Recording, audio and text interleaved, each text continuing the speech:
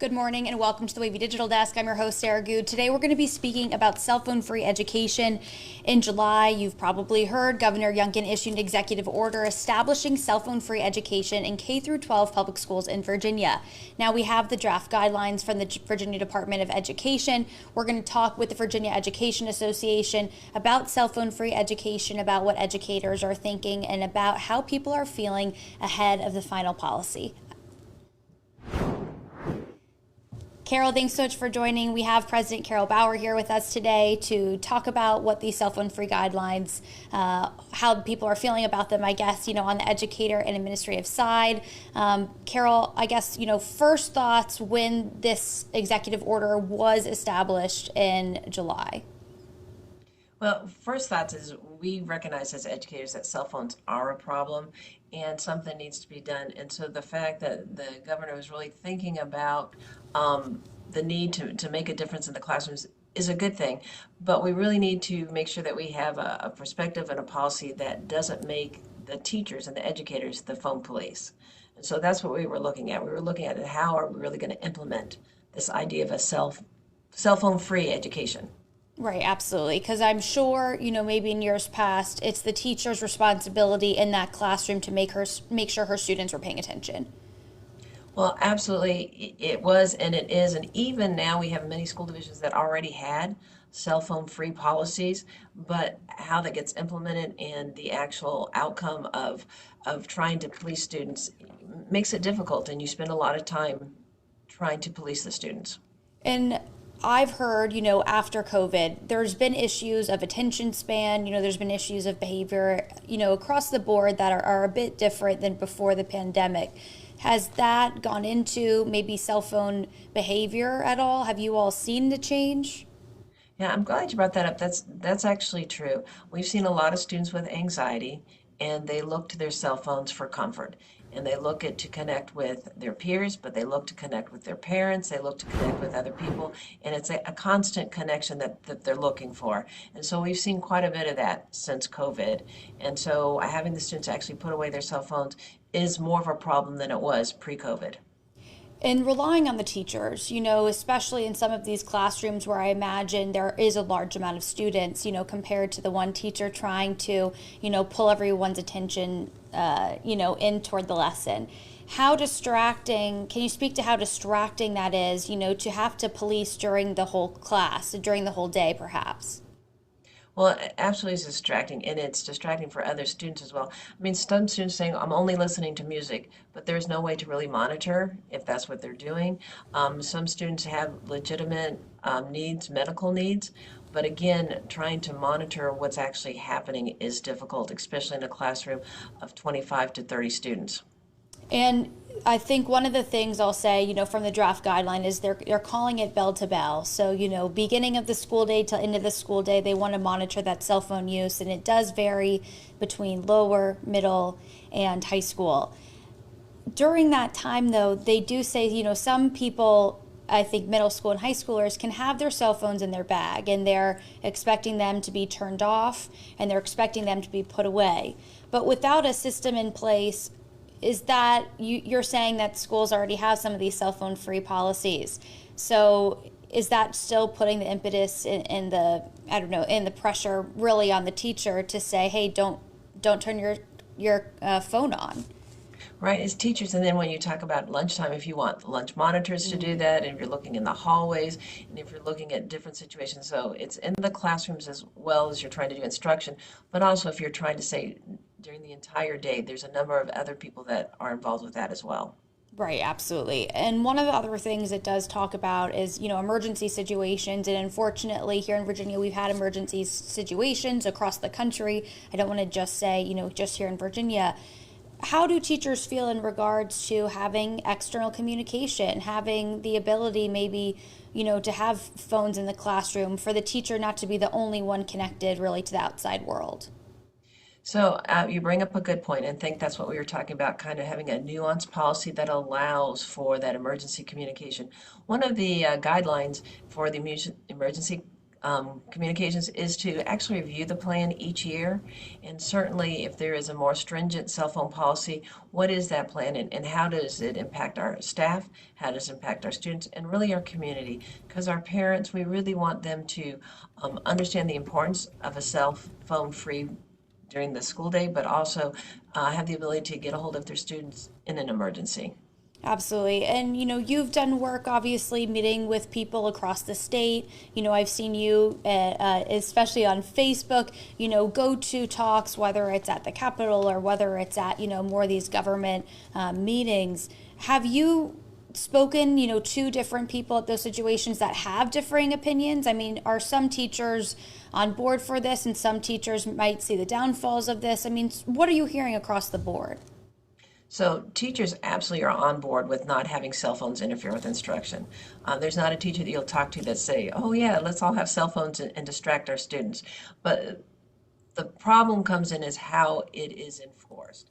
If in fact you are asking teachers to do the enforcing of the policy, that is another burden that you're placing on the teachers. And so really we're looking for administration to have a policy that maybe there's a place to park the cell phones in a locker, or maybe there's a place to park that in an administrative office, or some other way to actually put the cell phone away so that it is not up to the teachers. I'm going to tell you a quick story. Even though we have policies, and we have policies about not having cell phones in testing, I do have a story of a student who, during SOL testing, well, phones are supposed to be put away, turned off, not even anywhere near. The student finished their testing, pulled the cell phone out, and made a phone call. And that, of course, resulted in a testing irregularity for all the students involved. So really having the policy is one thing, but how are you going to enforce it and making sure you have rules that the students, the parents, and the staff can all live with? And that's interesting too in the policing of where are you going to park your phone? Is it going to be parked in a baggie in the school office? Is it going to be parked in your locker? I mean, how do you get into, I guess, the details of how every school division, I know that they're going to work to implement that, come January, but are you all going to be communicating with certain school districts in terms of how they're going to quote park their phones? Are you all going to be sort of involved in that after portion, once the final guidelines are set in September? Are you all going to work with school districts on this or advocate for certain things to be implemented? Absolutely. In fact, we have some school divisions that already have some policies that are trying out some new things this year. And so we'll be talking to the educators in those school divisions to find out how it's going, what's working, what's not working, what could we improve, what could we make better. And the other thing that we have to realize is not all school divisions have the same resources.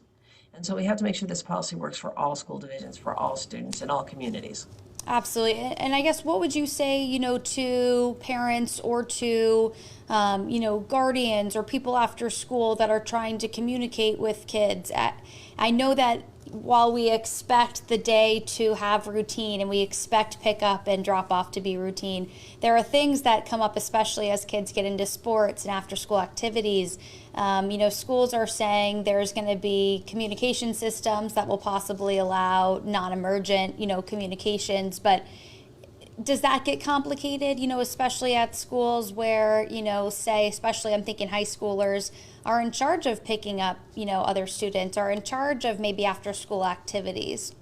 Right, and it's not just high schoolers, it's really at the elementary level. If the play practice gets canceled or if Right. something else happens, we do need a way to communicate.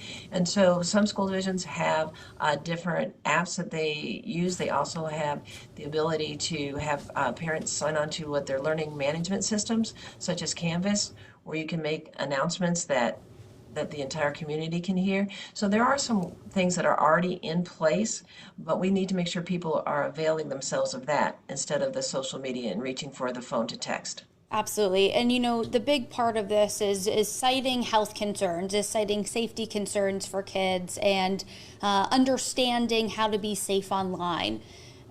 When you're in the position of monitoring and sort of communicating with teachers across the state, does cell phone education, just education in general and understanding, does that need to be higher up in priorities maybe for one of the one of the classes during the day? I mean, are teachers feeling that kids just need a better handle on how to navigate social media, how to navigate the internet? I mean, what are you hearing about what kids might need in terms of that education?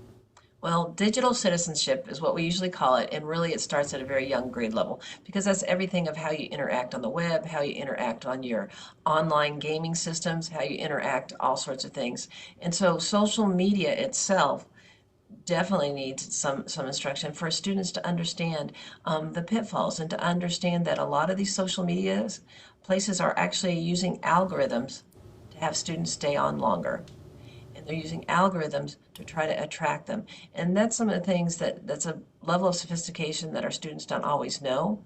And they don't understand that maybe they're being targeted to actually use these particular web-based systems and applications. So any kind of education is good. I spent some time with some middle schoolers and explained what an algorithm was, and they were really surprised. They had no idea that it was intentional to try to get them to use these particular services, these particular social media accounts.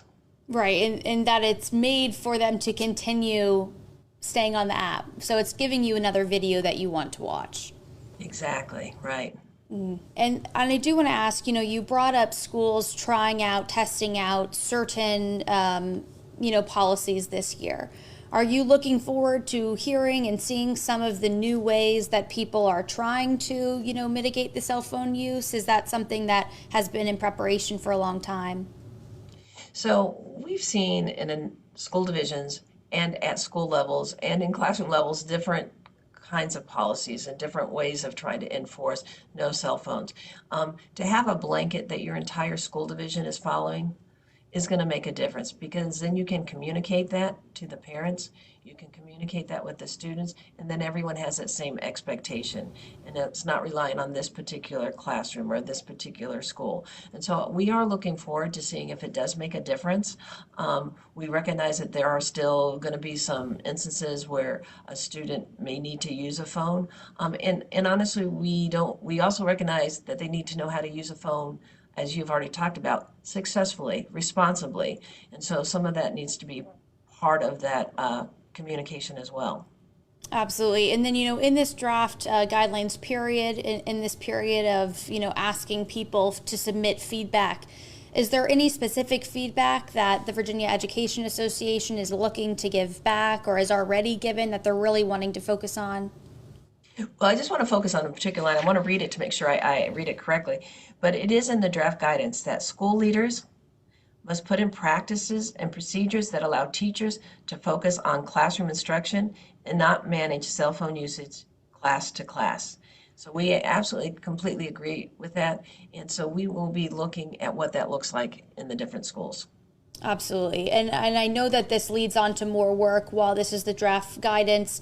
Now, from September to January is really going to be that period, I think, where schools really get down into it and figure out how to implement it in their own, school district. And so I feel like while this period has been a lot of Virginia Department of Education, is it going to be a lot of communication from September to January, trying to figure out the best way to implement these policies?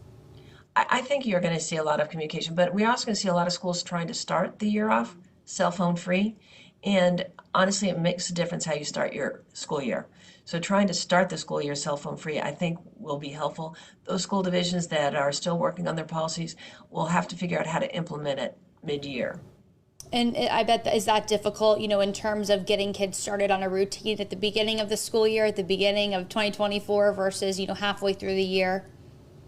I think anytime you have a new routine, students sometimes have students and parents, I'll have to say, have trouble adjusting to it. So you have to make it very clear what the policy is for, make it very clear why you're doing it, and actually make sure that you've gotten feedback from the community, from the parents, and address whatever concerns that they might have.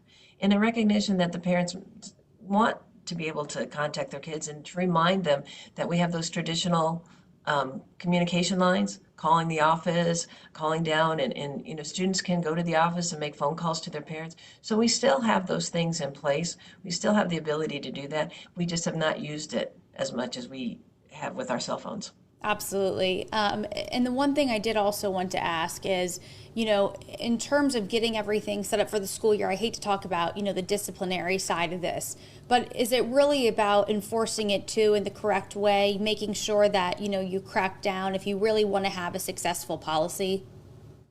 So, interesting you talk about cracking down, and so that becomes a discipline issue. What we really want to see is students to understand the importance of putting their cell phone away. What we want them to understand the importance of instructional time, the importance of being present, of what's going on around them, and not being on the cell phone. And so that really is an education piece that we need to work on. When we start talking about discipline, we start talking about punitive measures, that becomes difficult. And of course, then if you don't have the same sort of enforcement across the board, that becomes difficult as well. So we really want to talk about the importance of applying to a cell phone free instructional period. Right. And it's sort of that buy in, I imagine, from both children and their parents.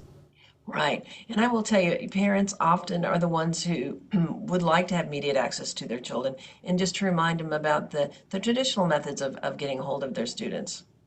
Absolutely. And I think the one thing that you did speak to, which was really interesting, is just we're going to have to stay and look back in January when everything is going to happen, how these policies are going to be in place. I love the phrase of, where the cell phones are going to be parked during the day and how that's going to be actually done in real time. So, but Carol, thank you so much for talking with me this morning. I mean, is there anything else that you'd want to highlight in general, just heading into this year, cell phones or other?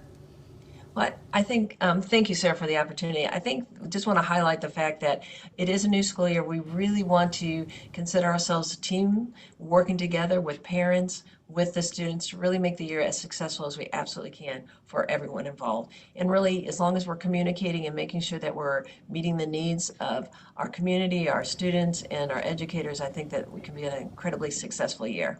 Absolutely. Well, Carol, thank you so much again. And hopefully, as you said it, 2024, 2025 is a great school year for everyone, from teachers to administrators to the kids on site. But Carol, thank you again. And thank you for anyone watching. If you want to find out more information about the draft guidelines, about how to submit feedback, go up to wavy.com. You can find out how this all got started in July with Governor Youngkin's executive order and find out where we stand right now on the guidelines. Thank you, Carol. Thank you so much.